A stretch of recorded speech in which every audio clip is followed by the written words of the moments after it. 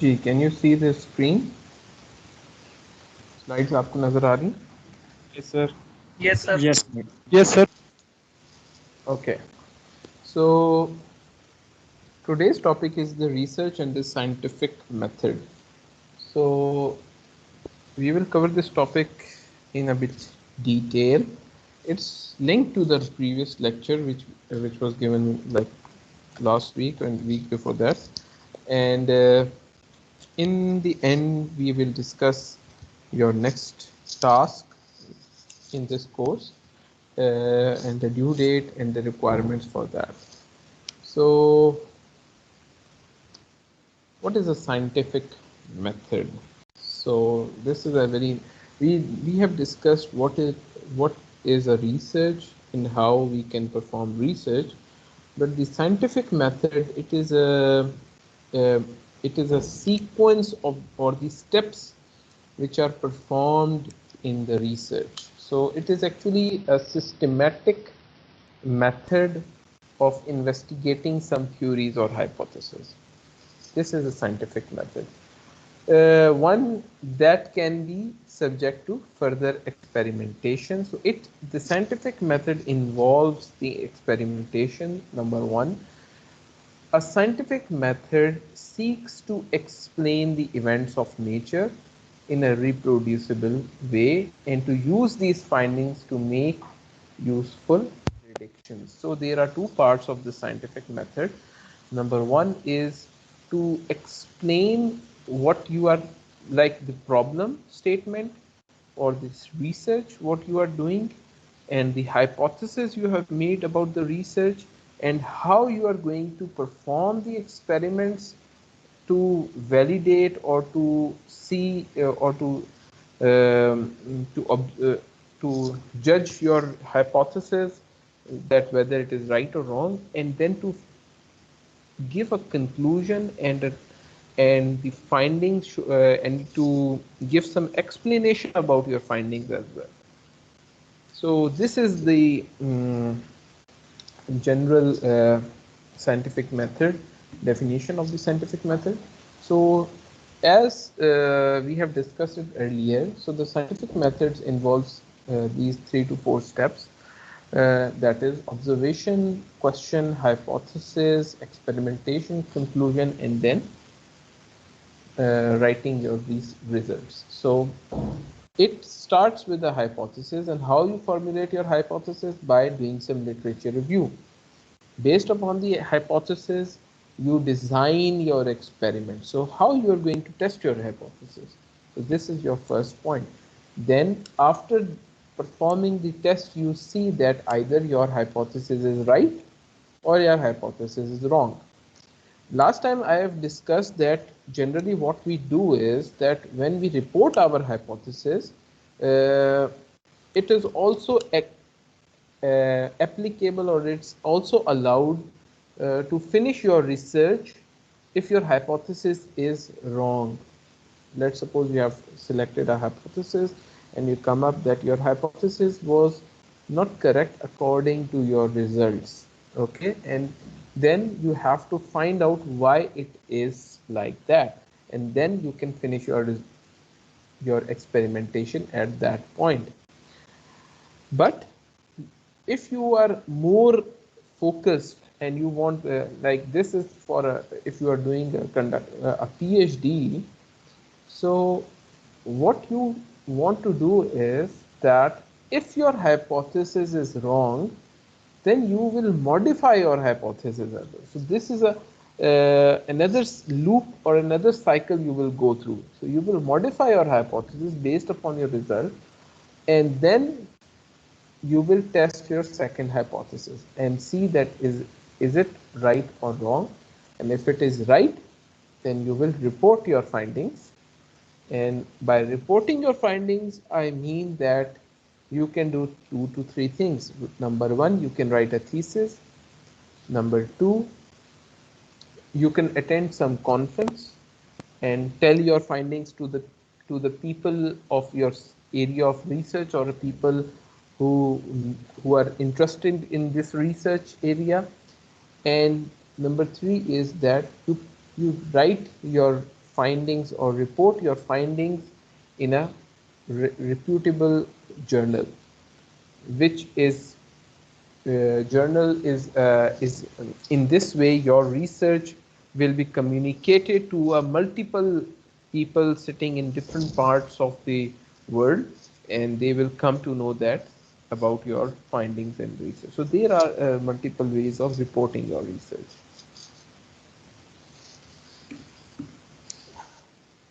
So this is a step-by-step way of testing, or what is our scientific method.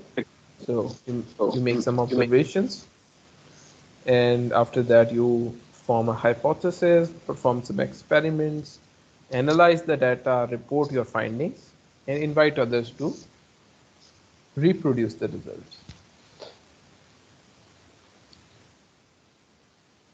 So this is a more detail on each step. So what is the first step in this scientific method is to develop a problem which you are going to study.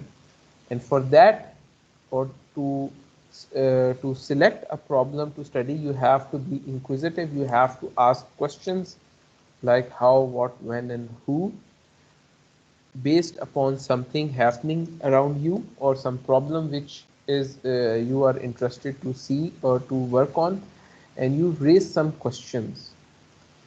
And after raising some questions, so this is the point you become more interested in this research, and you try to dig deep. You try to do some background research.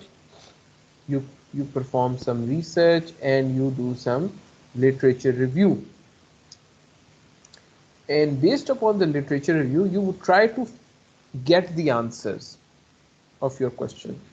So if you get the answer from the research literature review, this means that this research has already been done and you got your answer, and that's it.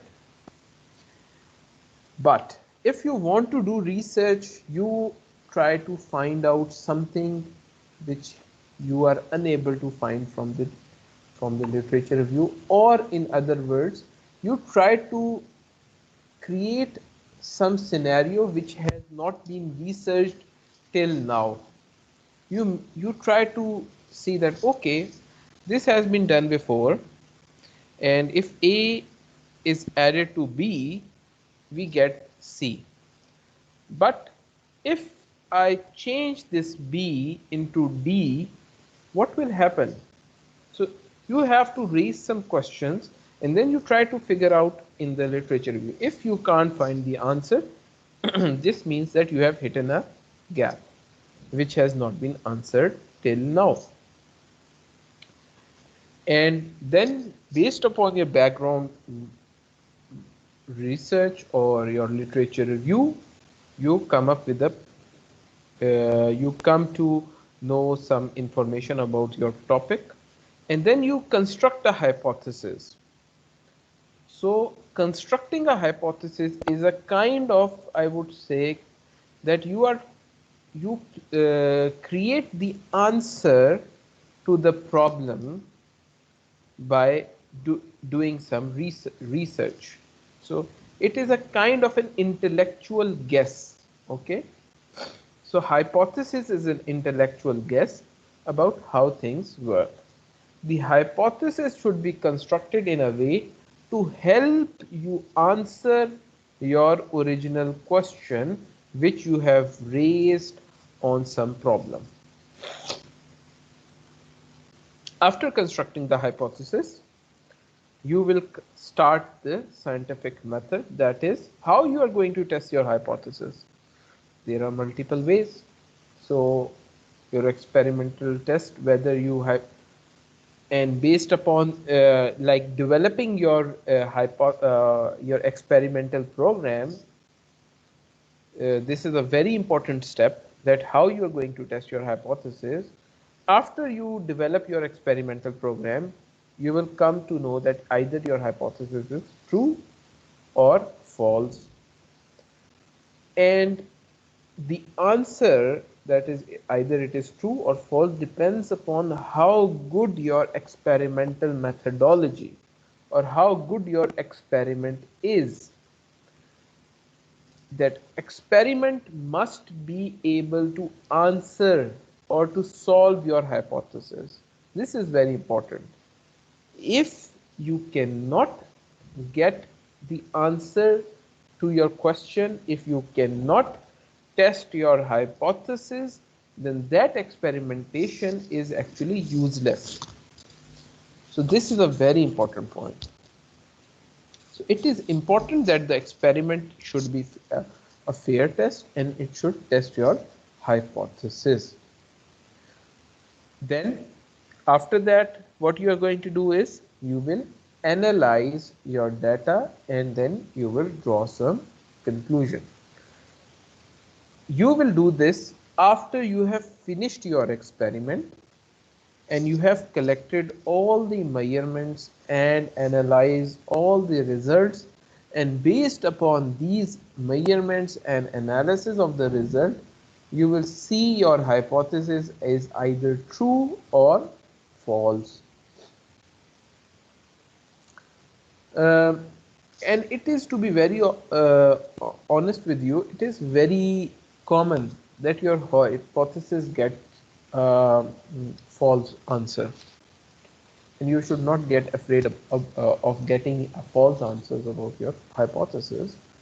And if you get a false answer, this also means that you have done a very interesting research.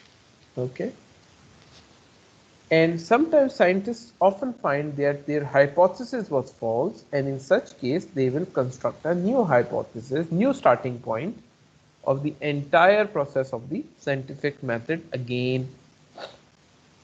And even if they find that their hypothesis was true, they may want to test it again in a new way. So if you get your hypothesis true, you should not rely on that instant answer. You want to check the precision about your research, how precise your answer is, and how you can get how you can test your precision is by doing it again.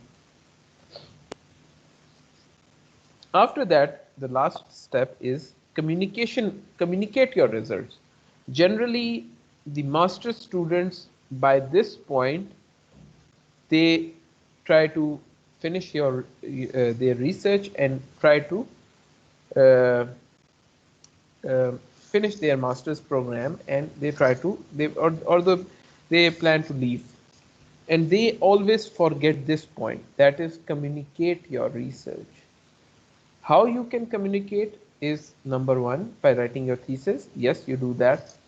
Number two, you present your thesis in a defense. So that is also a communication of your research. But this is in-house communication. Generally, if you have done a good quality research, you should communicate your research globally. That is the aim, and you can do that, to be very honest. How? By writing some conference paper. You can, a conference paper generally accepts if you are submitting your paper, your findings to a very technically advanced conference. So this is a good step to communicate your research and socialize with the people who are like the I would say pioneers in the area of your research.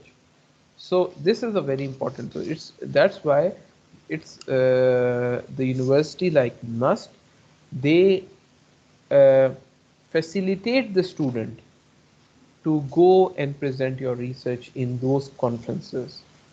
They help you, they fund you to go to the conference in Europe, America, Australia, and over there you can socialize, communicate your research, and by doing that you can always hit a scholarship for a PhD. That is a very big possibility.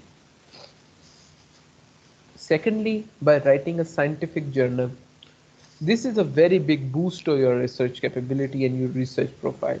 If you do that, your research publication is published in a very reputable journal, and then you can talk to the people in the same domain and you can tell them, okay, I have done this research.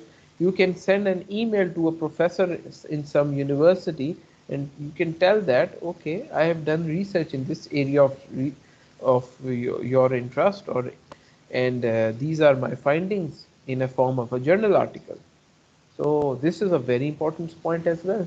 So generally, I have observed that students by this point, that is the communication of your research, where you enjoy the fruit of your research, you leave this, uh, you leave your, or you try to move forward. So I would say that always try to focus on this point, that is communication of your research. So again, the loop of research, problem, research, hypothesis, observation, analyze, and then you do some conclusion. So quantitative and qualitative research, we have uh, discussed it before.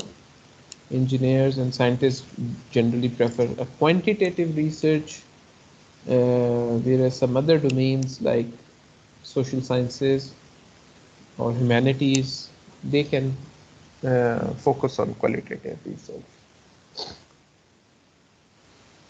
So what is a methodology? It is all the green portion in this figure.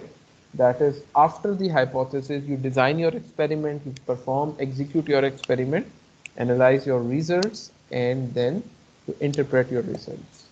And then you give feedback to your research by comparing your conclusion with the hypothesis, how correct you are.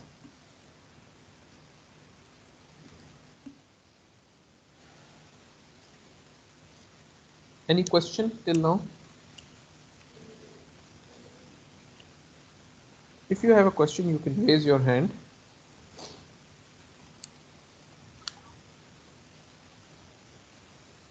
Okay.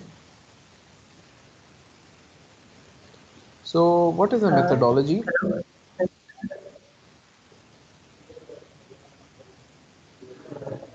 Hello. Yes.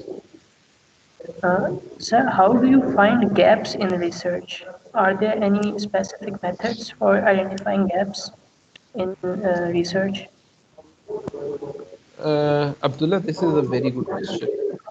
I would say that how we can find out gap in the research, and to find out gap. So if you have like, let me tell you. So the procedure is very straightforward. So identifying a gap means that a gap is in the research is that part which has not been researched or have not been looked into. So how you can find out a gap is, number one, you select an area of research. Let's suppose someone is interested to do the research on the traffic flows, or for example the groundwater systems, or let's suppose the hydrology of the northern areas, or I don't know, some other area of research. And what you try to find out is, then you should start with a review article. A review article is a kind of a it is a journal article, journal paper, which is which is a which is a literature survey, or it is a state of the art literature review on a specific topic, which have maybe, generally the review article have around 100 to 200 research papers in one research paper, in a very concise manner. Okay. So in this concise manner, you can easily see, or you can read that, okay, in review, and try to get a review article in a latest review article. Try to get a latest review article, let's suppose 2020 or 2019. So you will have a extensive data of research papers in a one research paper. And in that one research paper, it is a you will read a very concise point of view of different people working on this specific domain of research. Let's suppose any area like for Jargon example on job things. geopolymer concretes or something like that. And after doing a review article, there is another technique to find out the gap. So the technique is you try to make an Excel sheet of all the research articles from, let's suppose, 2010 or 20 or 2005 till 2020, and you put the data in the Excel sheet, and in the end you leave a gap. So when you will start reading papers, so you can't identify a gap straightforward, like if you read one research paper and you say, okay, this has not been done in this research paper. So to identify the gap, you should read at least 20 research papers to identify a gap. There is a second method as well. There is always in some research papers or in some review articles or in some PhD thesis, latest PhD thesis of 2020, there is a recommendations for future work. So there is a heading known as recommendations for future work, even in the master's thesis as well. So that is actually a point which has not been researched till now, and the person who is doing research doesn't have time to to to do work on that. So you can read that heading, recommendations for future work, future research, or you should read some research papers and make an Excel sheet, and then at the end, after reading 20 or 30 papers, you will understand that what has not been researched, and then you will find out a gap, or you can study a review article. So there are three approaches to find out a gap. I hope I have answered your question. Yes, sir. Thank you. So after this, what is a methodology? Methodology is between hypothesis and the proof. Excuse me, sir. Sorry Yes, to Talha? interrupt you, sir. Sir, I have a question as well. Okay. Sir, I want to know how to read a research paper or any review paper, and how to extract important information from that paper. What is the technique, scientific technique, or can say research technique to read a research paper? Hmm. So now this is another very interesting question, Talha. By generally a research paper has 4 to 5 headings. Number one, it has an abstract, then it has an introduction. After the introduction, there is a third heading of experimental program, and then there is a results and discussion, and finally there is a conclusion, and then references and all this. So this is a general pattern of or the scheme of the research paper in all the disciplines, but it can vary in certain domains of research.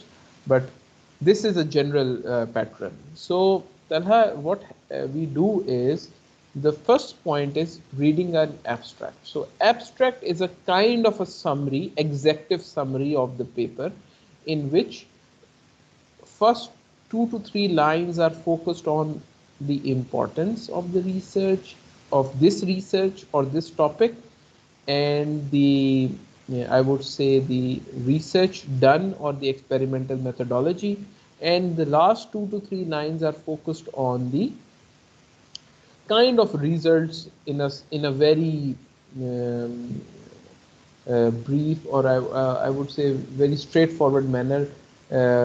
Some conclusions are also raised, like, okay, we find out this and we find out this, and this is observed, something like that. So the first point is, Talha, you should read an abstract of the paper. In reading an abstract, you will understand what is done and what is not explored in this research paper. If after reading your abstract you see that, okay, this is an interesting research paper and I would surely find something in it, then you go deeper into the research article. If you after reading the abstract you say that, okay, this is not that much interesting, then you leave your that article from there. Second is, instead of going to the introduction is a kind of a literature review. So you should directly go to the experimental methodology or experimental plan. There you will see that what is done and how it is done. Okay. After reading the experimental program and the experimental methodology, you see that, okay, this is not done in this research paper, or something you have in your mind which you want to study, and that is not explained in the experimental methodology, then it means that it has not been researched in this particular research paper, and you can stop reading this research paper. But if you observe that, okay, if you are looking for, let's suppose, compressive strength of concrete, and when you see in the experimental methodology that the compressive strength of concrete has been found by according to ASTM, this and this, and these are the mixed designs and whatever, then you come to know, okay, this means that this is interesting for my research, or I am interested, this has been performed in this research. Then you should go to the results and discussion and the conclusion part. So generally people can, I would say, scan the abstract and the experimental methodology. After that, they can decide that either they should continue reading the research paper or not. Okay. I hope I have answered your question. Yes, sir. Thank you, sir. Thank you. So methodology is actually the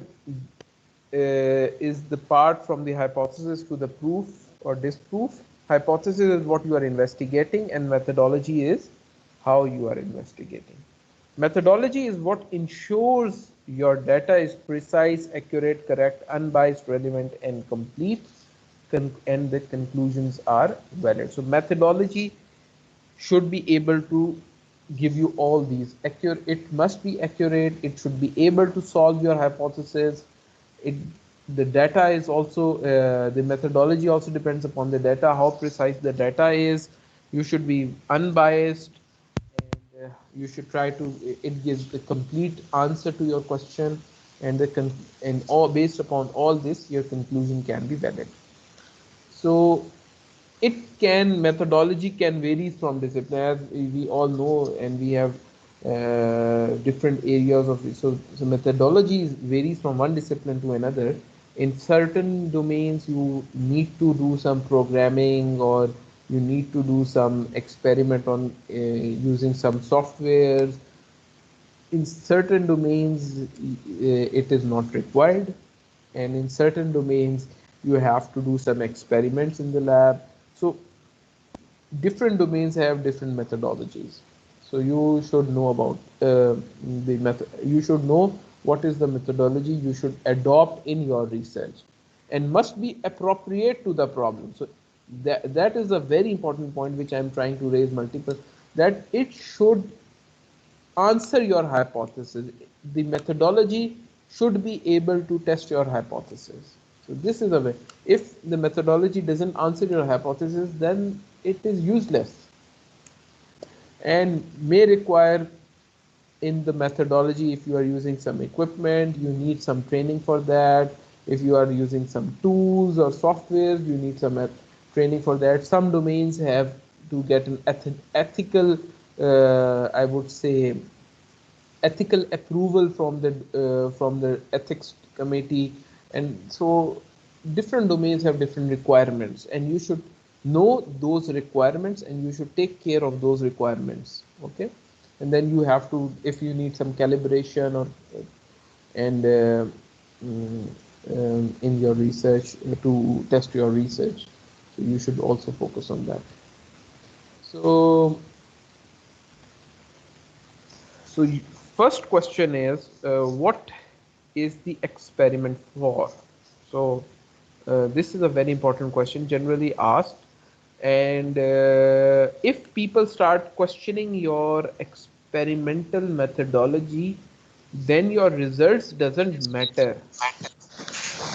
If your results are correct according to the experimental methodology, it is fine. But if people started asking question on the methodology, then it is very dangerous, especially in your defense. If people ask that how you have, oh, this methodology is wrong, then if your methodology is wrong, then the results you are going to show is completely wrong. Understood?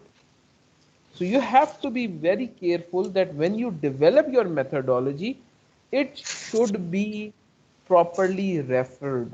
It should have some base. And if you are designing it by yourself, generally in PhD, when people are doing research, they don't have a methodology developed for every answer they are trying to find out. Then they develop methodology by themselves. They have to be extra careful. If you are following a standards, let's suppose ASTM standard, then it's fine. You are following a standard. No one will question your methodology. Okay. But if you are making a if you are making an experimental methodology by yourself, then you should be very careful of your experimental methodology. Okay.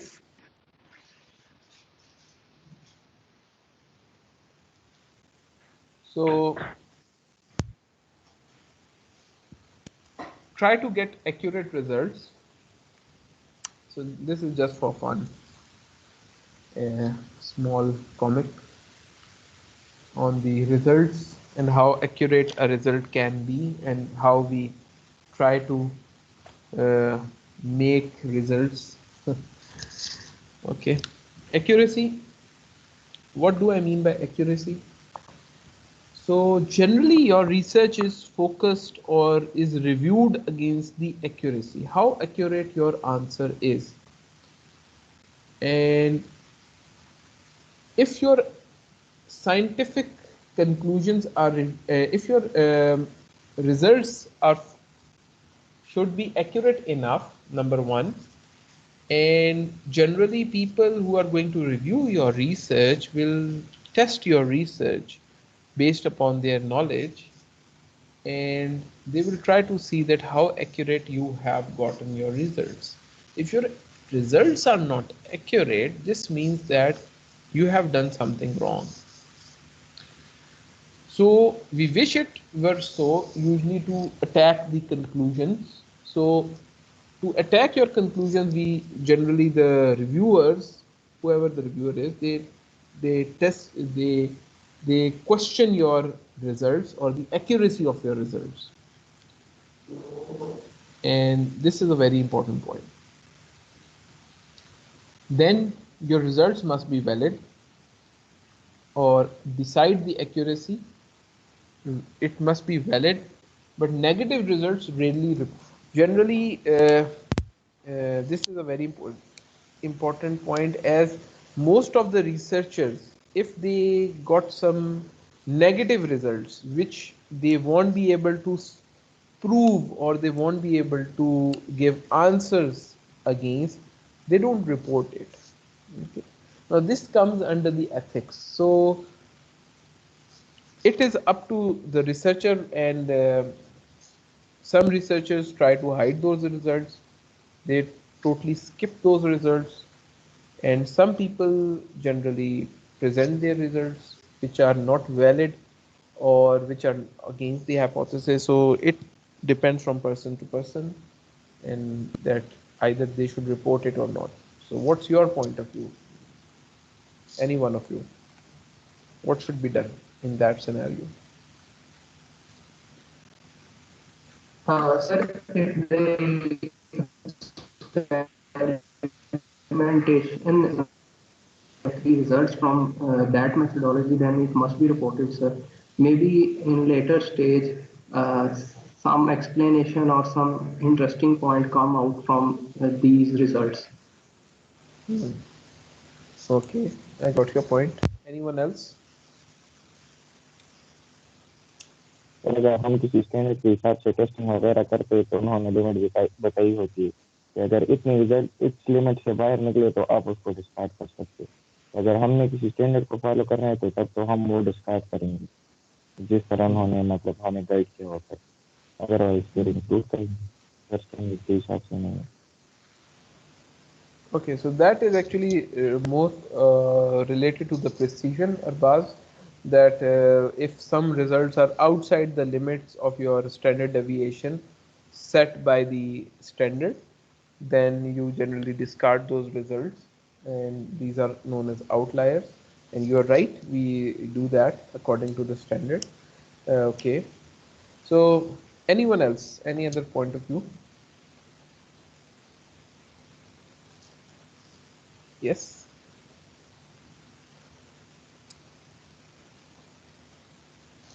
Okay. Excuse me, sir. Yes. Sir, I think the wrong result should also be reported with the valid, like explanation. Why do you think these results are wrong, wrong in your point Mhm. of view? And you also need to provide the corrected one with how you actually Mm. remove those errors or whatever you think why these are wrong. And if you don't know the reason for the mm, you don't know the justification behind that, then what you're Well, going to do? probably the exact justification could not be there. There can be unforeseen reasons, but you Mm. can actually comment on it that according Mm. to me, I have done the process. So I've done this thing. There might be a case Mm. where I am wrong. It's not like you should Mm. provide 100% explanation that this is the pinpoint thing. If you know 100% accuracy, you can actually Mm. correct it down, Mm. right? Makes But if sense. you cannot Yes. correct it down, that means you are unsure what can be the real problem is. So you should provide your results along with the possible explanation that why do you think these are wrong. So But in there future, is a nobody else possibility, perform the same thing. but there is a possibility that people might question your methodology as well if you get the wrong results. Exactly, You have exactly. you have to be very careful when you are reporting your results. So I agree with you that whatever kind of results we have, even they are negative results, they don't test your hypothesis, or I would say they make your hypothesis true. We should always report them, and we should try to give reasons behind that. Okay, I agree with you. So, what is the difference between accuracy and precision? So, accuracy is the correct answer. Precision is how precise all the attempts are. Okay, here this is precise. The first picture is a precise but not accurate. Second is neither accurate nor precise. Third is accurate enough but not precise, and the fourth is accurate and precise. So you have to know that how accurate or precise your results can be. Then accuracy generally refers to how close are the true values, while uh, precision refers to how close the measurements are to each other. So if you should have an answer to your question, or you're trying to hit an answer to your question, then you should be more focused towards the precision compared to the accuracy. In other words, accuracy describes the difference between the measurements and the part's actual value, while the precision describes the variation you can see when you measure the same part repeatedly. So if you have done it multiple times, then how close are your results to your previous trials? So that is the precision, and how accurate your results are to the value you expect is your accuracy. Okay. And in the precision, there are two terms, that is repeatability versus reproducibility. What is the difference between that? Repeatability means that if you follow the same methodology, if a person follows the same methodology to get the results by using the same equipment, for example. So this is repeatability. You have repeat in the experiment. Reproducibility, there is one variable. That is, the person is different, but you have used the same methodology and same equipment. Okay, then that means reproducibility. So generally, if we talk about the precision, uh, we ask or we try to make our results, or we should, like your precision is checked against yourself. So generally in masters we check your precision with the repeatability. We don't worry about the reproducibility, that either your someone else do the same results and will get the same answers. Okay, so my question is, which one of these two is more precise, I would say, or more precise definition, or more preciser? Either it is repeatability or reproducibility. So Repeatability. no, the answer So, is reproducibility. If someone else does the experiment and he gets the same result as yours result, then this is extra, then this shows the precision of the methodology as well. Okay, whereas in repeatability it is lesser precise, as you are there is no variable, you are doing the experiment using the same equipment, using the same methodology by multiple times. Okay, and related to your thesis, so your thesis can be described in a multiple sentences. Either you can write a problem statement like, I'm trying to establish if the water table is affected by the groundwater extraction, or the another way is, does groundwater extraction affect the water table? Or in another way you can say that groundwater extractions affect the water table. So there are multiple ways of describing the problem area in one sentence in your thesis. Okay, so this was the excuse me, first sir. part of our discussion today. Okay, we are going to start the second topic, that is the Excuse me, sir. scientific in. Yes, Arbaz.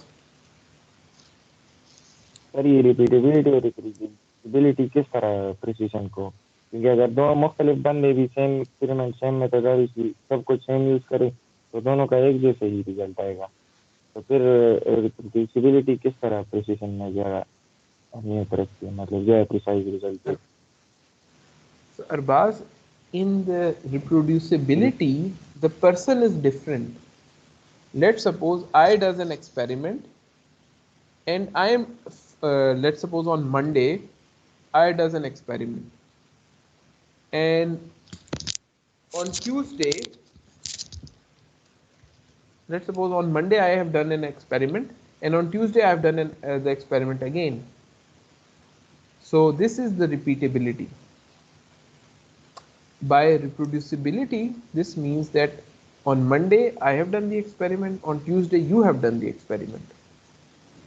So now the variable is a person. So different persons have different, I would say, can have an error or different way of seeing or doing an or using the equipment. So there can be multiple errors if the person is changing. Okay, so if on the next day you have done the experiment and your results are exactly the same as mine, so this is more precise as compared to, I have done the experiment on Monday and then I have done the experiment on Tuesday again. You got my answer? Sir, है। Sir अगर दो मुख्तलिफ बंदे experiment करेंगे भी तो experiment का तो एक प्रोसीजर डिफाइन होता है, सब कुछ उसके हिसाब से चलेगा, जो एरर के लिए रास्ते छोड़ दिए गए हैं वो तो सर आप भी करेंगे मैं भी करूँगा, तो फिर किस तरह मतलब हमारे रिजल्ट जो है ना वो डिफरेंट हो सकते हैं, अगर मैं क्यों टू नहीं हो प्लस थ्री सकते? करूँ या आप टू प्लस, तो सर दोनों का सेम आंसर आएगा बस। For तो example, yes, it can be different, Arbaz. For example, we are using a microscope or we are studying something on ground. ठीक है? Either your way of reading the readings or the experimental results are different than mine. Your eyesight can be different than mine. Okay, there will be a slight variation. You will say, okay, it's 10.2. I might say it's 11.5. Okay, you will Right. you might do some error in calculation in the least count. You take, okay, this bar is different than, so there can be multiple errors. If I am doing on Monday and I am doing on Tuesday, so my error would be the same as well. I might be doing something wrong, or I'm let's suppose I'm reading some value which is not the correct way of reading, but I will be doing it tomorrow as well. I will be doing the same, but maybe you know how to do it, and you, when you will come to do the experiment, you do 100% correct. So then there would be an error between your reading and my reading, so the precision would not be that good. You're getting my answer? Yes, sir. Thank you, sir. Okay. Scientific inquiry. Yeah. Hello, Yes. Please raise your hand sir. तो ये when you are asking the question. Yes.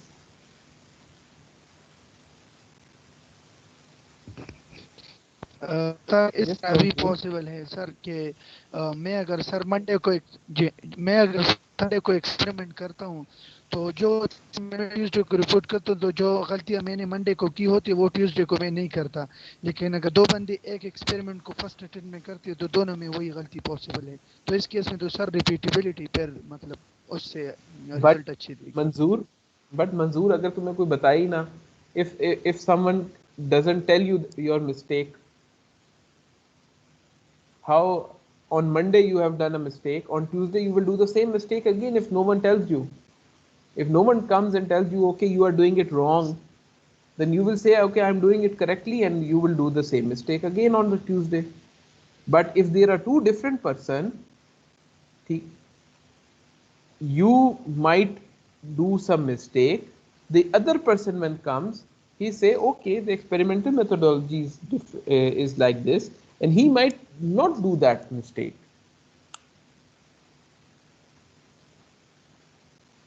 So if then Okay, the got it. answers are the same, then it is more precise. You getting my answer? Okay, thank you. Yes, sir. Thank you, sir. Okay, scientific inquiry. So this is the second topic. What is a scientific inquiry? It is actually a way to provide a descriptive account of things happen scientifically. So it is a kind of the explanation. So scientific inquiry is that you try to get an answers to your results, or you provide some explanation. It can be a different way, like or you do some reasoning behind. So this is a very important point. Generally, when we get the results, then we don't stop. Okay, this is happening, this value is greater than. Generally, the engineers do the quantitative research. So we say that, okay, this value is greater than this, so this means that this is uh, uh, let's suppose, the if you calculate the traffic flow, so that, okay, so this is the traffic flow, and if on the night the traffic flow is reduced, so that's it. But in scientific inquiry, we try to find out the answers, or we do some reasoning behind this. Why it is happening? Why the traffic flow is reducing at night? Because there is a lockdown. Okay, so there must be some reasoning. So there are two ways of deducing. The number one is deductive reasoning or the inductive reasoning. So deductive reasoning. Deductive reasoning is the process by which a person makes the conclusion based upon a law, rule, theory, or previously known fact. So deductive reasoning is you have a premise, you have to create a major proposition or a statement based upon a known fact, known law, or known theory, and based upon that you will make a conclusion. So this is deductive reasoning. It is a type of logic in which one goes from a general statement, okay, to a specific. So if you have a you know some known value, or you should know you know some law or a theory or a rule, and from that you come to a very specific point. Okay, so let's suppose we do an example. So all human beings are mortal. So it is a known fact. Everyone has to die. Kullu nafsin zaikatul maut. It is a major premise. Okay? All human beings are mortal. Now let's suppose now our what is a minor precise premise or minor statement or proposition? It is Socrates is a human being, or Hamadanis Khan is a human being. So what is our conclusion? Therefore, Socrates is mortal, or Hamadanis Khan is mortal. So this is our conclusion. So what we have done is we have come from a very general point of view or a general statement to a specific statement on this in this deductive reasoning.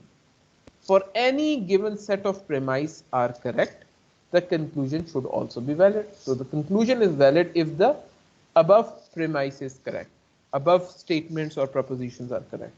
The major premise must be known in advance. But the problem or the disadvantage is we should know the major premise at the initial stage. Like all human beings are mortal.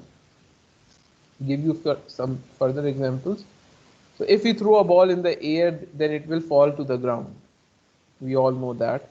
And tennis ball is one of those balls. So this means that if we throw a tennis ball in the air, it will come down to ground. Or the poor farmers have low income, and I am poor, therefore I have low income. So let's suppose in my area of research, high water to cement uh, high water to cement ratio leads to the low strength in cement concrete. And let's suppose self compacting concrete is a cement concrete. So this means that if we have a higher water to cement ratio, so the concrete will also lose strength in a self compacting concrete. So this is a kind of a deductive reasoning. So in this we move from general to a specific mode of thinking. Deduction involves reasoning from a general to the specific, from a known to an unknown but observable empirical findings, and then we will conclude. Sometimes this is informally called top to down approach. Okay? We do some theory, we have a concept, theory, hypothesis, and then we test our observations. So general to specific. The second one is inductive reasoning. So this is the complete opposite. It is an empirical. It is based upon the experiences and observations in the real world. So it doesn't have a law or a theory behind it. It is based upon the experiences. Make use of the experiences and observations to make the conclusion from specific case to a more generalized.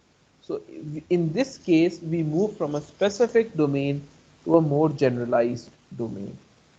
So it involves going from a series of specific cases to a general statement. So we make a general statement based upon series of specific cases, and then the conclusion is an inductive argument in is but now this is a very important one. The conclusion in an inductive argument is never guaranteed. So since it is based upon the experience, since it is based upon the observations, and then we have made the conclusion, so Just because a researcher observes a number of situations in which a pattern exists does not mean that that pattern is true for all the situations. Okay, if you can't make a law or based upon your observation, since you have to perform it, since you have performed it, you have made some observations. Generally those observations, you might skip some observations, you might have skipped something in your observation, or generally that observation is limited to certain domains. It cannot be applied to a general way, so it cannot be true everywhere. It, yes, it can be true to a very specific domain which on which you have made some observations, but it cannot be generalized for everything. The researchers could then conduct a more formal study based upon the findings and then set a hypothesis and then conclude that his or her hypothesis is right or wrong or only partially wrong. This is a kind of an example of inductive reasoning. For example, cauliflower is good for health, broccoli is good for health, carrot is good for health, and all these are vegetables. Therefore, consumption of vegetables are good for health. So this can be from a very specific observations to a more generalized statement. So this can be an example of inductive reasoning. Okay, so what are the advantages and disadvantages of these two approaches? So in deductive, the advantage is we made a major premise, we made a major statement at the start in the deductive reasoning, and that must be true. Okay, you can't start with a statement which is wrong in a deductive reasoning. So this is the advantage, but the disadvantage is you should know before you make a hypothesis. Okay, in deductive reasoning, you should know the you should know the statement before you can make the hypothesis, and you should know it in advance. Whereas in inductive reasoning, it can start with minimum or nothing through observation and make conclusions. Conclusions are tentative, it is time dependent, or it has some limitations. Conclusion, so it cannot be true everywhere, it cannot be true in every scenario. It is based on a very limited or a very focused observations. But the advantage is it does not need a very strong premise or a statement to start with. So this is the inductive application. You make an observations, you patterns, you make a hypothesis, and you test it. So this is specific to general. So there are two examples here. Now you have to tell me which example is which. First example is all Pakistanis like Pepsi, for example. This is not a very, and Sarfraz is a Pakistani, so therefore Sarfraz also likes Pepsi. And the second one is the first 5 eggs in the box were rotten. All the eggs have the same best before date stamped on them. Therefore, the 6th egg will be rotten too. So, yes, Abdullah, you have raised your hand. Sir, I had a question, but example 1 is deductive and example 2 is inductive. Okay, your question? And sir, my question was that can an inductive reasoning turn into a deductive reasoning if sufficient number of experimentations prove that the conclusions are correct, or at different time periods sufficient number of people prove the conclusions to be correct? So, yes, but to make it a deductive, and to make your inductive reasoning a deductive law or a theory, you need to do a major experimentation in every scenario, and you want that your results to be tested by multiple domains, and you need to check its precision. Okay, in multiple domains. Or by multiple people as well, not by yourself. So we want your results to be reproducible as well. So then we can say that, okay, this is a theory that if this happens, this is the set scenario or a set case, and after that you can use it in the deductive reasoning. Okay, Abdullah? Okay. Oh, okay, sir. And sir, sometimes there are researches for which you can give a mathematical proof. For example, in sciences, there are mathematical proofs, but it is difficult to obtain the experimental proofs. So those are inductive, or those would be called as deductive. Hmm. Like most probably they are in the domain of inductive. Okay, sir. Thank you. Thank you. So application to the research, induction and deduction. So a researcher always consider an individual approach that is best suited with his or her research objectives or problems, and then sketch out a research design. Sometimes both approaches may be applied depending upon the research issues and problems. Okay, so you can apply both approaches at the same time as well. So this is the wheel of science. So generally what we see here is that we in deduction we have a theory, we deduced, we make an hypothesis, and then we make an observation. So this is deduction.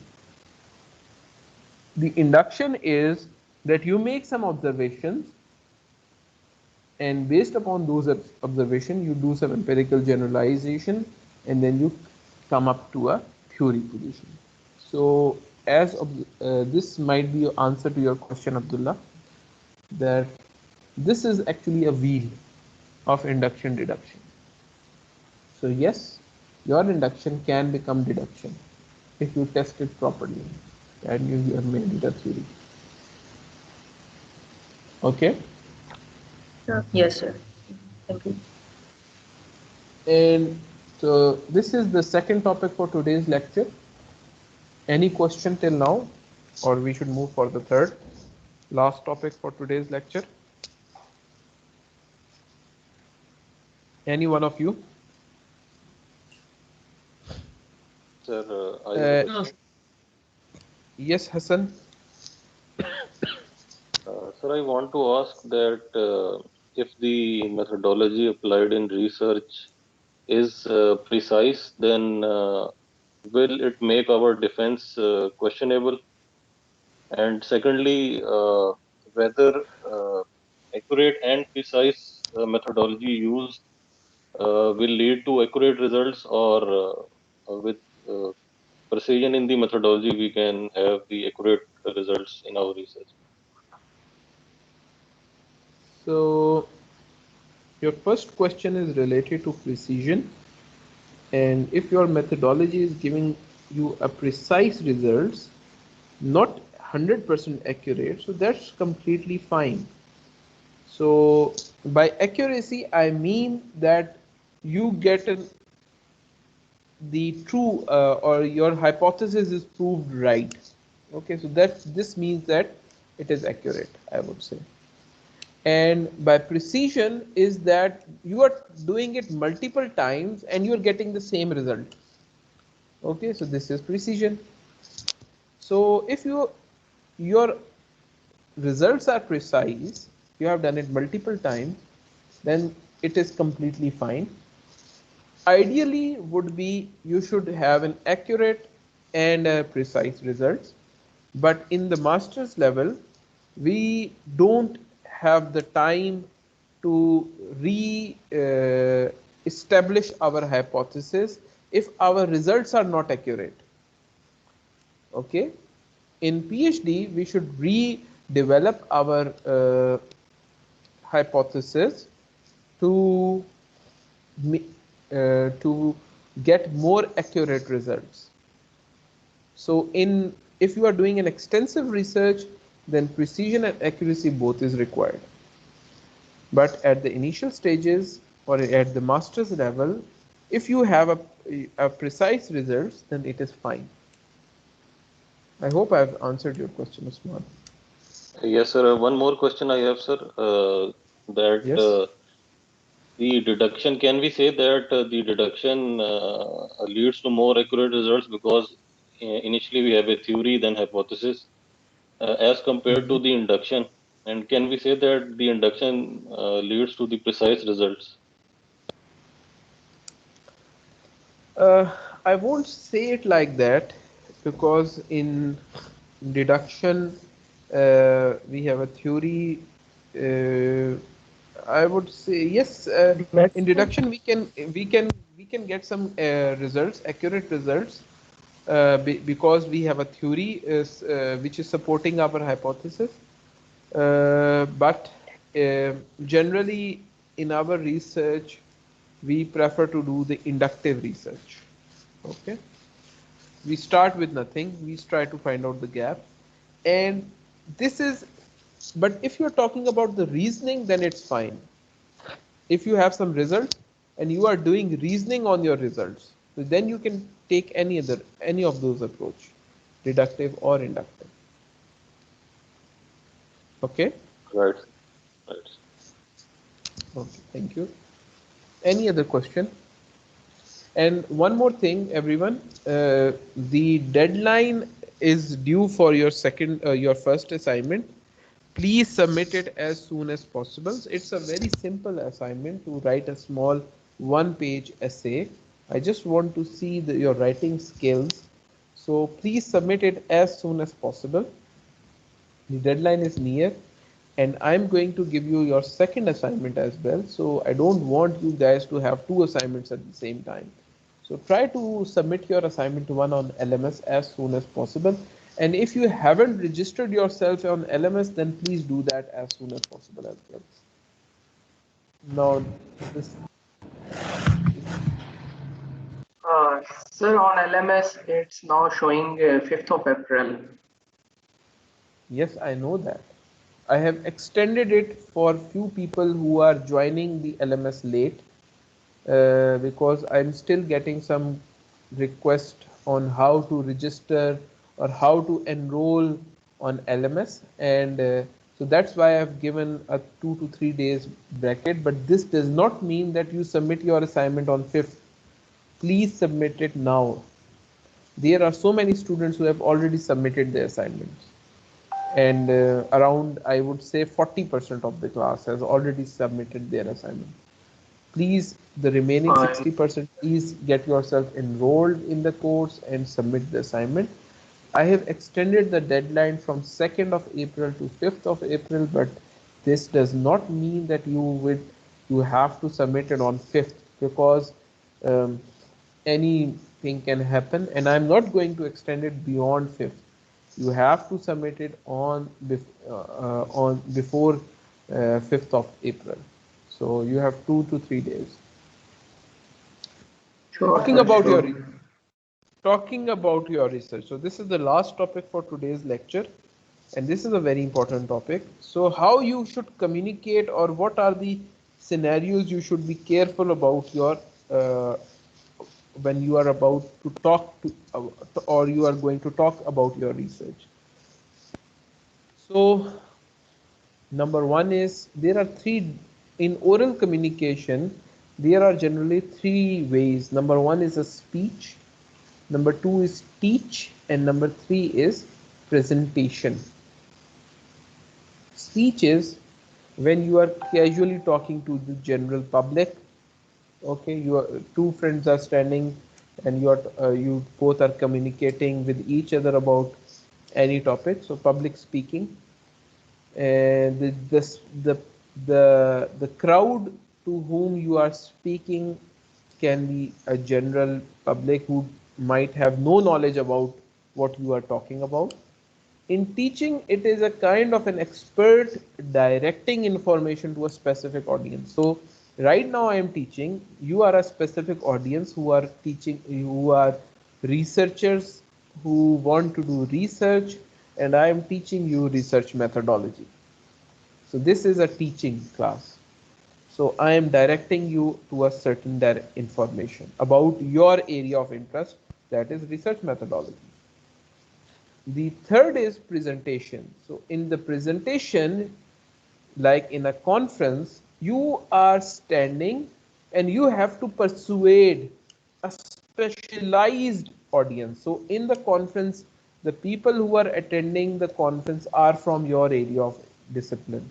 They are equally good, they are equally knowledgeable in this area of, let's suppose you go to one of the topmost conference on transportation engineering, which happens every year or maybe after every 2 years in America, TRB, and you go there and you, when you are presenting over there, so the people over there are, everyone is a transportation engineer, you are also a transportation engineer, and you are going, so everyone is an expert or specialized, so the audience is specialized, and then over there you have to stand and you have to defend your topic. Similarly, if you are a structural engineer and you are standing in a conference on concrete, so everyone over there are related to concrete, they have done research on concrete, and you are also a researcher in concrete, and then you have to persuade your audience over there. So that is your presentation.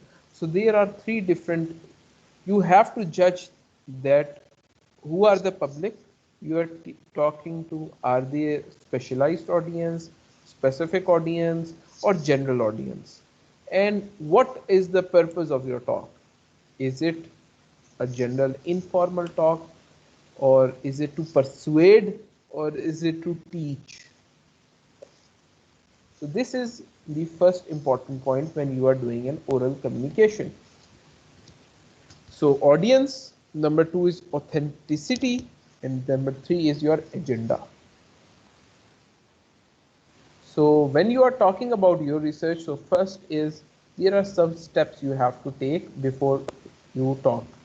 Number one is, what is the purpose of your talk? Who is the audience?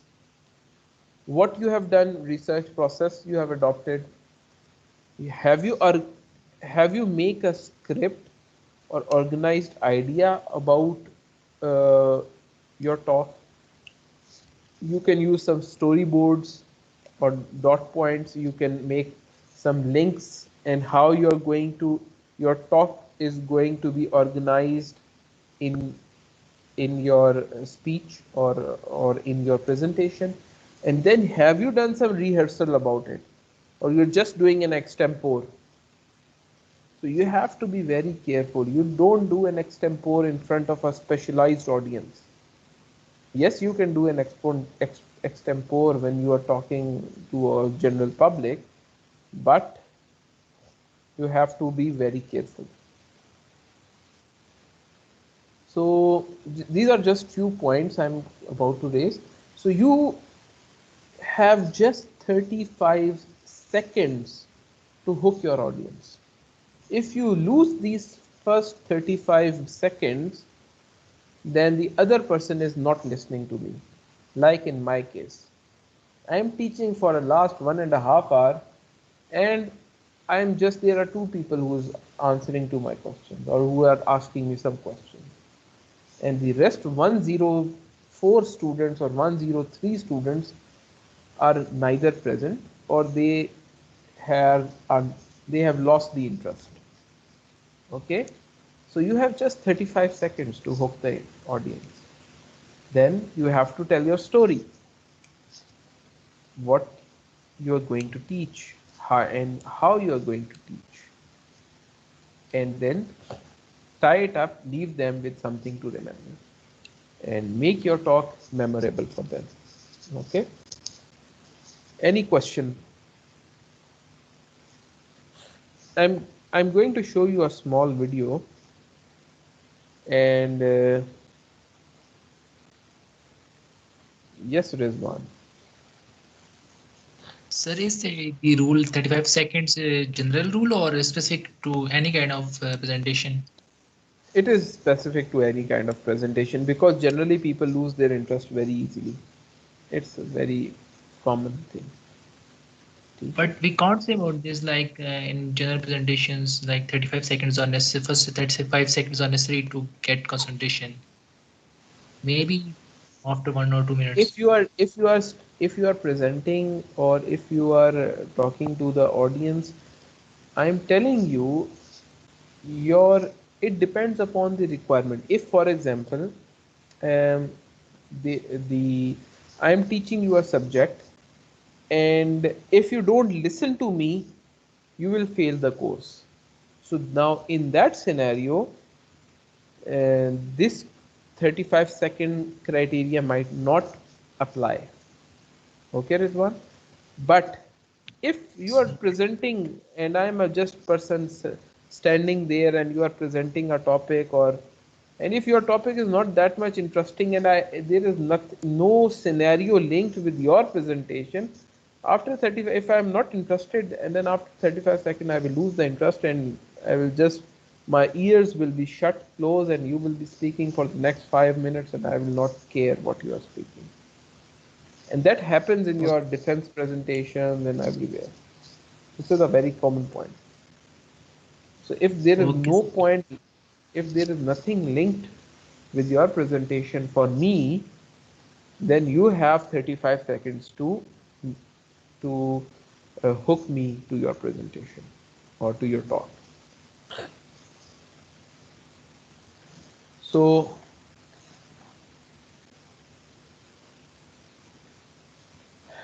let me just give me a second. Excuse me, sir. Yes.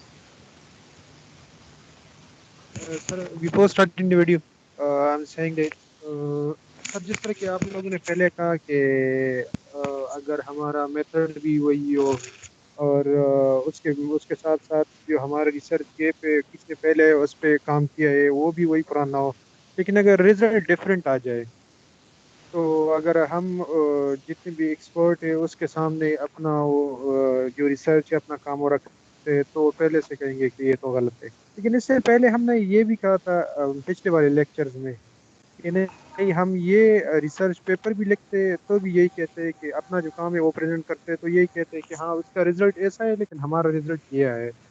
हम्म। तो आपका सवाल क्या है? तो sir मेरा सवाल तो यही है कि पहले आप लोगों ने इधर कहा कि वो उसको रॉन्ग कंसिडर करेंगे, लेकिन उधर पहले जो पिछले वाले लेक्चर्स थे उसमें हमने कहा था कि नहीं हम उसको भी प्रेजेंट कर नहीं, सकते हैं। नहीं, रॉन्ग नहीं कंसिडर करेंगे, ये मैंने नहीं कहा। मैं ये कह रहा हूँ कि आपकी पास, you should have a strong reasoning of your results. ठीक है? If something is already published and you want to negate it, then you should have a strong reasoning supported by some experiments. Okay, okay Irfan, sir. you okay need some sir. strong reasoning. And yes, you can present your results if it is not supporting someone else's result. So, but you should have some reasoning behind that. Okay, that's why it is. So then, or you should highlight something like this, that he has skipped something. So you were trying to publish something. He actually skipped something, and that's why my results and his results are not the same. I have actually done this, and I come to know that this is the actual results. So you should give priority to your results. Okay, if something is not supporting ठीक है someone sir. else's result. Sir, I have a question. Yes, Hassan. Sir, this in this initial time of 35 seconds, do we have to summarize our hypothesis, methodology, and results, and tell it to the audience so that they do not lose interest? Okay, so I'm going to show you a video, and you have to tell me in the first 35 seconds, uh, do you get yourself hooked with the talk or not? Okay, so this is a talk I got from YouTube, and it is a 3 minutes talk. It's not more than 3 minutes, and you just listen to it. I'm going to start the talk, and this is how you present your initial first 35 seconds. You have to hook your audience. Okay.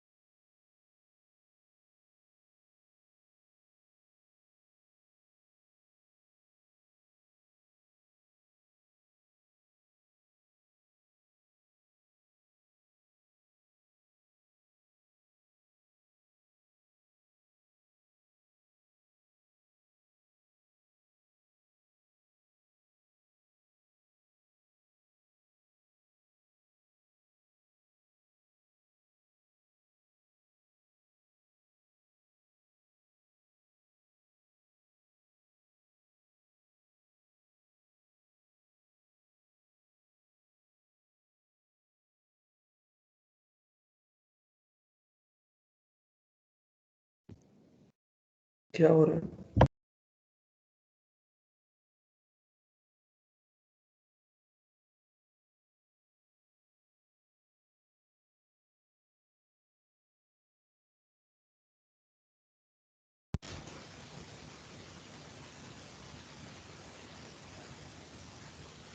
Okay, I guess there's a slight problem here, and you might you were unable to watch the video, I guess. Yes, Yes, sir. sir. Actually, screen went Yes, sir. off. Yes, sir. Okay, I'm very sorry for that, and I have pasted the link on the talk on our channel, MS Team, and this link is also available on the slides as well. Okay, so if you see the slide here, you you can see the link here at the bottom. Okay, so I don't know why I lost the contact, but still it's fine. You can listen to the talk, and you will observe that it is just a 3 minute talk the lady who is presenting her PhD topic, and she gave, in just 3 minutes she explained to the audience in a very systematic manner and what she is doing and how she is going to do it. Okay, so this is a very important point, and you listen to this lady and you will understand how you should speak or how you should communicate your research to the general public. So you should write a script, and remember that in 1 minute generally people can, it is ideal to speak not more than 130 words. Okay, you should not be speaking very quickly, this blah blah blah blah blah, and other person is not listening to you. Okay, remember that speak uh, very slowly. In generally the ideal conversation or if ideal talk should have around 110 to 130 words per minute. So manage your language when you write your script, and you should know about your audience and what is your role, what you are going to pitch, and your performance appropriate, engaging the rehearsed. Yeah, like how you are going to engage your audience, focused in your story, and you can also add graphics or whatever. So you should, in your oral presentation, it is a makeup of all these 4 domains. So this is the point which I was trying to make, is that you should all practice how you can be a good speaker, and for that I have given you a small task. Okay, before coming to your second task or second assignment, if you have any questions. And I'm very sorry that you guys can't see the video. I have shared the link of YouTube on the comments of this Teams, and I have also provided the link on the slides as well. Okay. Any question? Arbaz Khan, you have a question? Sir ये सिर्फ hand raise किया था वो जब कुछ दिखाई नहीं दे रहा था. Sorry? सर वो जो इंटरनेट डाउन हुआ था कुछ दिखाई नहीं दे रहा था, ना वीडियो चल रही थी ना साउंड आ रहा था, तो तक मैंने हैंड राइज किया. अच्छा अच्छा, ठीक है ठीक है. Okay. Anyone who have a question? So this is your assignment 2. In assignment 2 is already uploaded on LMS. What you have to do is you will have to talk about any of your planned research, any of your interest from your area of specialization. If you are doing MS in geotech, make talk about any planned research in the area of geotech. If someone is doing research in transportation, then he should make a video on transportation in the area of his specialization. And you should consider that you are talking to a general public. The person you are talking to is not someone who has a lot of specialties. He's just a general public. So you should give a 2 minute talk. You should make a video of yourself talking.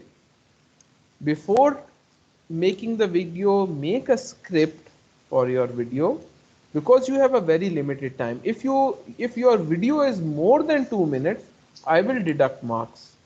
Okay, so make a 2 minute video, make a script before the video, and you cannot read your script in the video. So you should have an eye contact with your camera from which you are making your video, and you should speak about any of your planned research you are going to do, and the example is given in the link I have shared with you.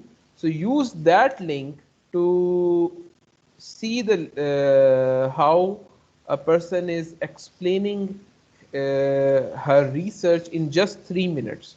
I have reduced your time to 2 minutes since you are in your initial stages of research. So you should and make sure the video can be an informal one. You should not wear a tie or something. It can be an informal talk, okay? And general talk is fine. And consider that the public is non-technical, does not have an expertise in your area. And then after making the video, upload that video file on LMS, okay? And make sure that your video file is not more than 10 MB, okay? Any question? Excuse me, sir. Yes.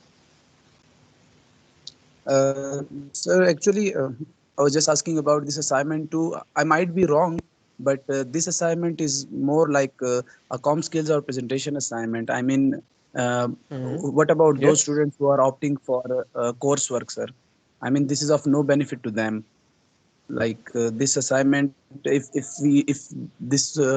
That this is is a a class very of lame com question, skills or Hafiz. presentation skills, That is an sir, I'm just extremely lame asking about. question. Sir, So I'm asking about the assignment. communication skills is not important for them as well? No, no, sir. I'm asking about in a sense that if it's a com skills class or presentation class, that's a good assignment to be given. But for those who are opting for coursework, so Uh-huh. what's the purpose that they should make a video of their research methodology or talking about their research? I mean, I'm just asking. I should ask a question that what they are doing in this course if they are opting for coursework.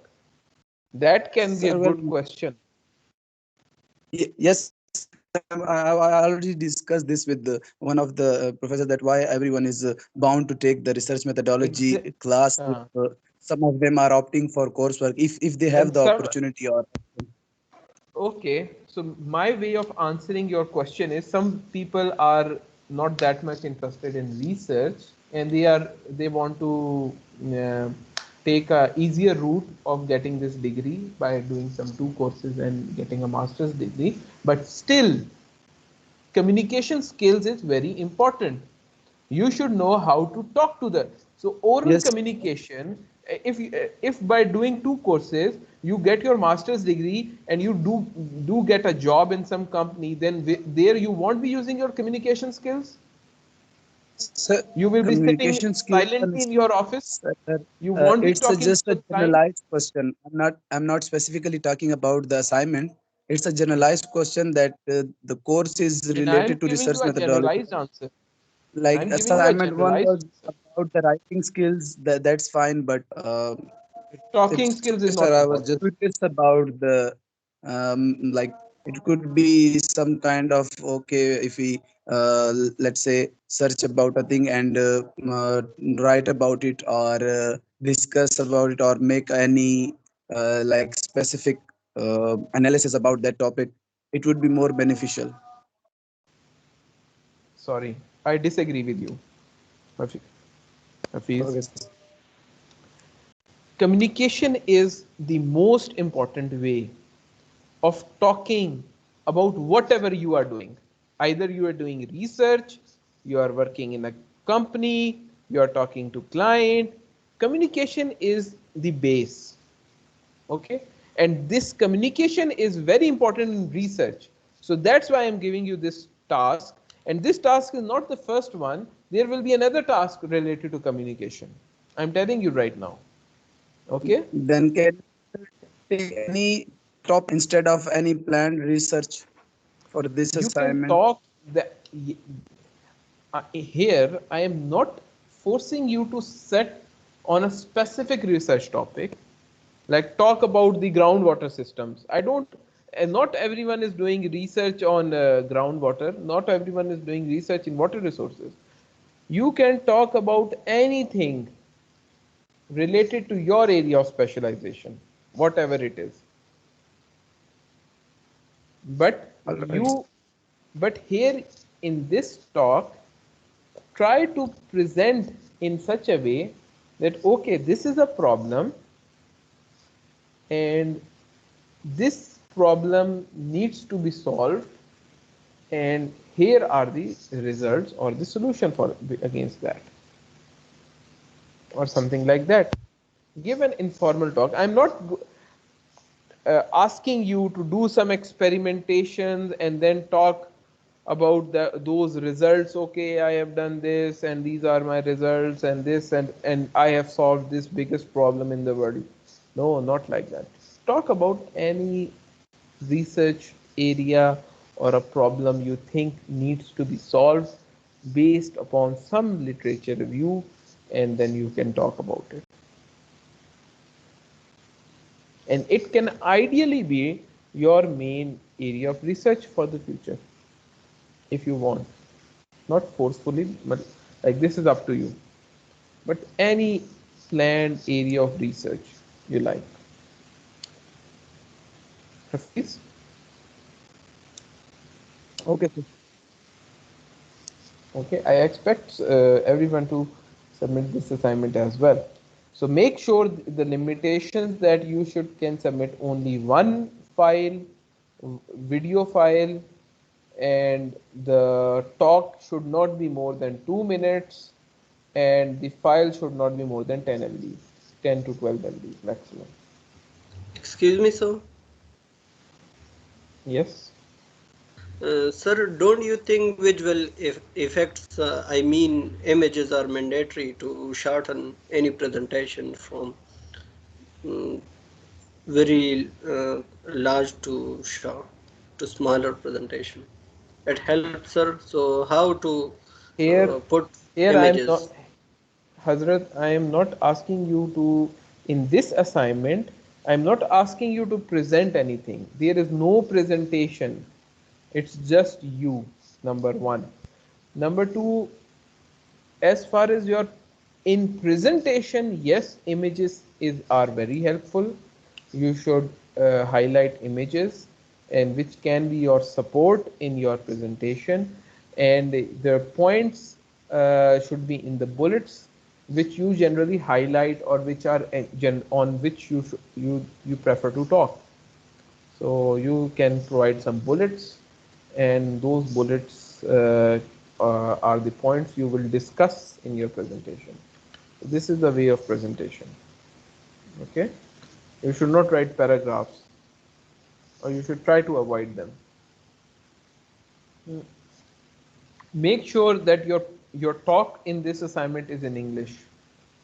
Okay, this is a very important point. Let me write it here. Talk must be in English. Okay. Any other question related to the assignment? Sir, one thing I want to ask, should we introduce ourselves in the beginning of video? Like, my name is Yes, this it and I is an belong informal. to this area of field. Yes, that is important. Good race. This is very important. You can take some time for that. But remember, you have only 2 minutes. So 2 minutes is not a lot of time. Like if I'm talking 2 minutes, so you have generally you can speak only two 220 to 260 words in 2 minutes. That is a good talk. There are people who can speak maybe 400 or 500 words in 2 minutes, but in that scenario, I won't be understanding what he's saying. He will be like speaking very quickly. So, in a good talk, generally have this much. So, when you are making your script, like what you are going to speak, remember that you can write maybe 260, 270 words. You can speak only 260, 270 words, and do some rehearsal before making a video. Okay, and then make a video and listen to your video, that how good you have spoken, in the video, and then if you are satisfied, then submit it on the LMS. Okay. Sir जिन लोगों ने Okay, अभी sir. तक Thank अपना research का area specify नहीं किया वो क्या करेंगे? Any topic. I It's fine. I'm not saying that.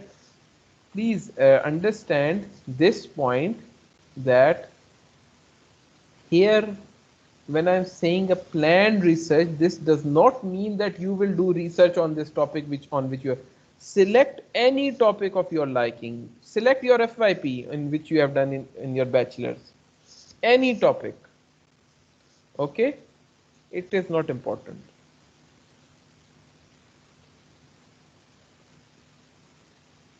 But the talk should be informal, and remember that the people to whom you are talking are non-technical.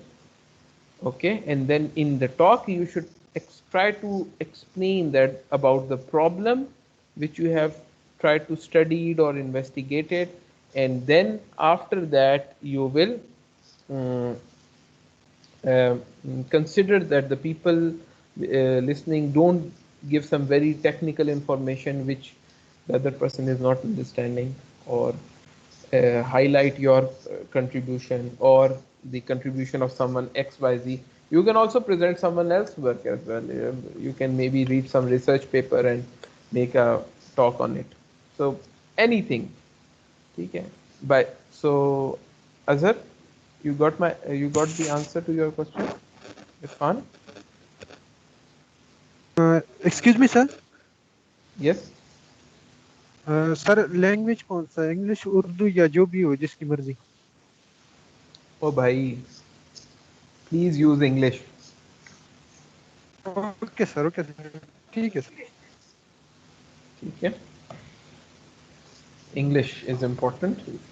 English speaking university, or English is the main language here. Please try to use English. Any other question? Yes, sir. Hello. Yes, Arbaz. Sir जब video बनाएंगे तो वो हम खुद का बनाएंगे, या जो स्क्रीन जो स्लाइड्स हम रीड करते हैं या जो प्रेजेंटेशन हम देते दोनों होने चाहिए? सिर्फ अपनी वीडियो होनी चाहिए, या जिस तरह की आप हमें टीच कर रहे तो हमें प्रेजेंटेशन नजर आ रहा है? नहीं, इस तरह नहीं. There is no presentation. I am raising this point. You are talking about your research. There is no presentation. I'm again repeating. Please don't. There is no presentation. In the video, I want to see you. Okay. So you will be sitting in the video and you are talking. That's it. There is no reading something. Sir, There is. Yes, Osama. Sir जरूरी है research topic हो, ऐसे कोई और generic topic नहीं हो सकता? I would prefer आपने कि कम्युनिकेशन ही चेक करनी है जी, सॉरी सर, क्योंकि कम्युनिकेशन स्किल्स ही आपने टेस्ट करनी है ना इस असाइनमेंट में, तो जरूरी है कि मतलब रिसर्च टॉपिक पे ही बात करनी हो किसी भी I टॉपिक पे. want something to be related to your area of specialization, because I want it to be useful to you as well in some regard. Okay. I don't want Sir, कि आप so for, जी sir, so we can talk about specific problem in our site. yes, you can talk about let's suppose if you are working in a site, but remember that in the talk the talk must be an informal talk. The people you are talking to not are non-technical, they don't know, and you have to make them understand about the problem you are highlighting and how that problem. So yes, you can talk about anything related to your site as well if you are interested for that. Okay. Excuse Okay, me, sir. sir. Hello sir. Yes. Sir मेरा ये question है कि sir अगर audience non technical हो तो for example मेरा research pre stress girder पे है, तो मैं वो भी डिफाइन करूंगा कि what is girder and then what is pre stress girder etcetera. There could be many technical terms, so I should have to convert them. You have to think about it, that if your topic is extremely technical, that and your audience is completely non-technical, then how much deeper you can go, because you have a time limit of 2 minutes. You don't have time to explain them the technicalities of a pre-stressed concrete, what is a pre-stress, how the girder is made pre-stressed, or this and that. You don't have time for that. Okay, so remember that you have a very limited time. The so try to think how uh, easily you can explain your problem to the non-technical people. This is your task. This is actually a very interesting activity, to be very honest. The video I've shared with you all, you just listen to the lady, and she is talking about developing wind turbines. And the people who are sitting in front of her are maybe undergrad students, or not even undergrad, they are like maybe second year students or 12th standard students. So she's talking to them, and understood, the people who are sitting in front of her, they don't know about the technicalities, but she explained her topic in such a way that whoever listens to her talk understand what she is trying to investigate. Okay, so remember that, and this is actually what I want to see in you. That's why I've said that the people sitting in front of you are non-technical, and you can be informal way. You can do some conversation in an informal manner. You don't have to wear a tie, or you can be wearing anything you like. You can smile, you can make joke in the video, whatever you like, but you have 2 minutes. If your video is more than 2 minutes, I will deduct marks straight away. तो तो sir उसने ज़रूर presentation या images use किए होंगे, क्योंकि non technical लोगों को आपने अगर टेक्निकल टर्म समझाने हो तो इमेजेस बहुत हेल्पफुल होते हैं sir. Generally, the video I've shared with you is a 3-minute thesis competition, and that happens in different universities, and they give you one slide. So you can use only one slide to help you in your presentation or in your talk. But here there is no slides, so that's why your task is more difficult. So you don't have a slide, you just have 2 minutes, not 3 minutes, to talk to a non-technical people on any topic. So I would suggest then, in that, if that is the case, select a easier topic. Okay. Any other question? Yes, sir. Okay, thank you very much, class, for your time, and inshallah we will meet next Thursday.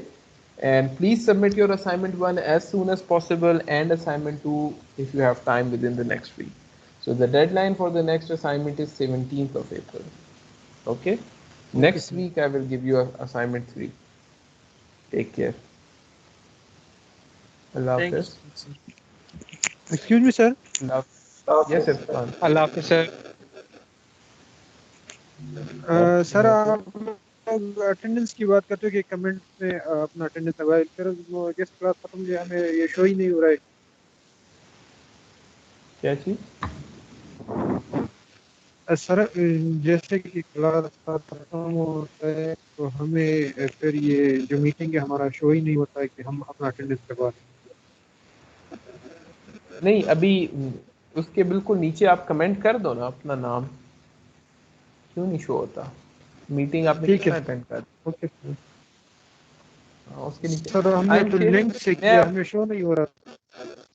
नहीं, वो दूसरा उसके नीचे attendance वैसे भी आ जाती है. जो जो अटेंड करता है उनकी अटेंडेंस वैसे भी. Those people who attend the class, they automatically get their attendance as well. But I want you to also give attendance in the names as well, like by writing your name or your student ID or something like that.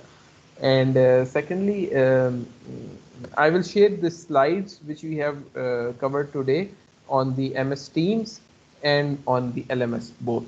Okay. Thank you very much, class. Take care. Allah Hafiz.